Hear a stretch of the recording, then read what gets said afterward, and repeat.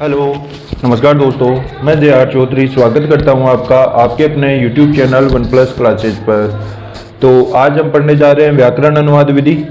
तो आइए शुरू करते हैं। आज का हमारा ये वीडियो स्वामी विवेकानंद जी के इस कथन के साथ। इन्होंने कहा था कि जितना कठिन संघर्ष होगा जीत भी उतनी ही शानदार होगी। और जो रीट का नया सिलेबस आया है उसके आधार पर तो लग ही रहा है कि संघर्ष तो करना ही होगा। तो आइए शुरू करते हैं हमारा वीडियो आज का। आज हम पढ़ने जा रहे हैं व्याकरण अनुवाद विधि, जिसका अन्य नाम है भंडारकर विधि।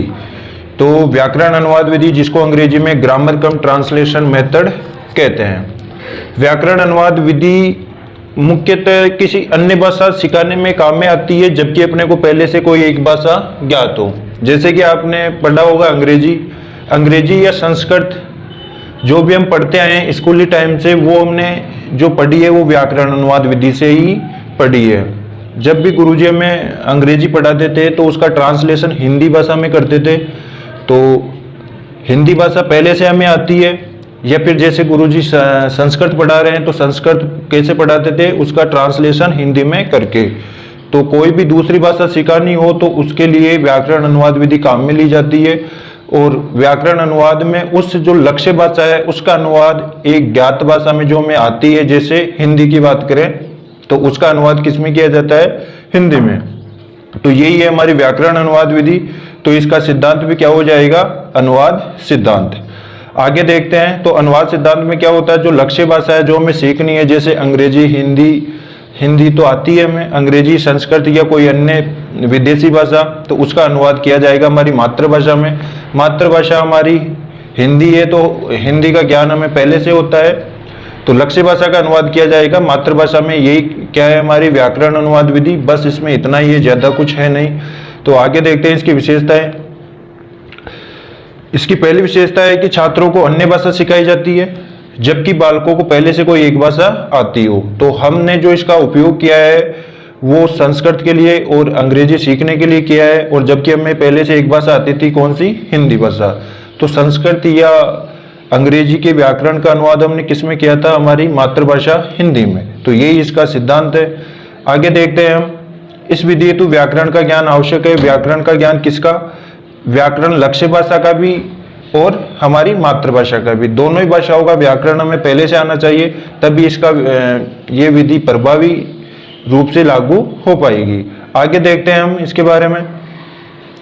नवीन भाषा का व्याकरण सिखाया जाता है, अतः इसे व्याकरण अनुवाद विधि भी कहते हैं। तो पहले हमें हमारी मातृभाषा का व्याकरण आना चाहिए, उसके बाद ही जो लक्ष्य भाषा है उसका व्याकरण हम सीख पाएंगे इस विधि के तहत। पहली बार इसका प्रयोग किया था दक्षिण भारत में संस्कृत भाषा सिखाने हेतु श्री राम गोपाल कृष्ण भंडारकर ने। तो इसीलिए इसका जो दूसरा नाम है वो भंडारकर विधि कहते हैं। तो प्रश्न आ सकता है कि जो व्याकरण अनुवाद विधि है उसका पहली बार प्रयोग किसने किया था? तो हमारा उत्तर होगा गोपाल भंडारकर, दक्षिण भारत में। और कौन सी भाषा सिखाने हेतु? संस्कृत भाषा सिखाने हेतु। आगे देखते हैं हम इसके बारे में।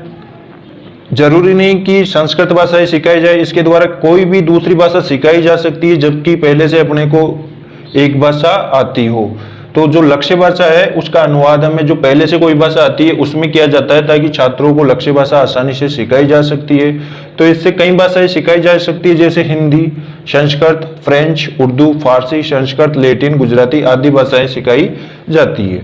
आगे देखते हैं इसके गुण कौन कौन से हैं। अन्य भाषा और उसके व्याकरण का ज्ञान कराने तो ये उपयोगी है। अगला जो इसका गुण है वो है भाषा लिखने और पढ़ने पर इसमें अधिक जोर दिया जाता है। आगे देखते हैं इसके दोष। केवल उच्च कक्षाओं हेतु उपयोगी है, छोटी कक्षाओं में व्याकरण अनुवाद विधि प्रभावी रूप से कार्य नहीं कर पाती है। और मौखिक कार्य व रसानुभूति का अभाव होता है। ये तो हमने भी पढ़ा है कि जो हमने संस्कृत या अंग्रेजी भाषा सीखी है इस विधि के द्वारा, वो हमने एक तो बड़ी कक्षाओं में सीखी है केवल, और दूसरी उसमें मौखिक कार्य और रसानुभूति का अभाव नहीं हो पाता है। जैसे एक तो हम पढ़े कि अंग्रेजी की पोइट्री पढ़े और एक हम हिंदी की पोइट्री पढ़े, तो हमें ज्यादा रसानुभूति किसमें होगी? हिंदी में।